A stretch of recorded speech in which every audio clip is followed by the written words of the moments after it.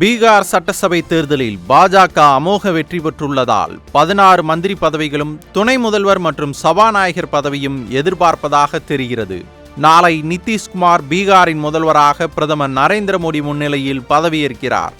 இதைத் தொடர்ந்து அமைச்சர்களும் பதவியேற்க உள்ளனர். இந்த முறை நிதிஷ்குமாரின் ஐக்கிய ஜனதா தளத்தை விட பாஜக எம்எல்ஏக்கள் அதிகமாக உள்ளதால் 16 மந்திரி பதவிகளையும் துணை முதல்வர் மற்றும் சபாநாயகர் பதவிகளையும் பாஜக கோரியுள்ளது. லோக் ஜனசக்தி கட்சி 3 மந்திரி பதவிகளை கேட்டுள்ளதாகவும் தெரிகிறது. இந்த முறை பாஜகவில் புதிய உத்தியாக புதுமுகங்களுக்கு 3 முதல் 5 வரை மந்திரி பதவிகள் வழங்க உள்ளனர்.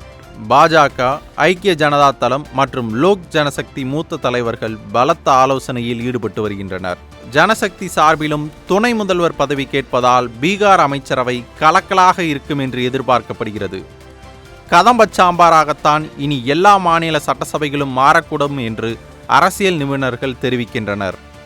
நிதிஷ்குமாரின் இந்த பதவியேற்பு விழாவிற்கு அஇஅதிமுக கட்சியின் பொதுச் செயலாளரான எடப்பாடி பழனிசாமிக்கும் வரவேற்பு கடிதம் அனுப்பப்பட்டுள்ளதால் இபிஎஸ் அவர்களும் இந்நிகழ்ச்சியில் கலந்து கொள்வார் என்று எதிர்பார்க்கப்படுகிறது.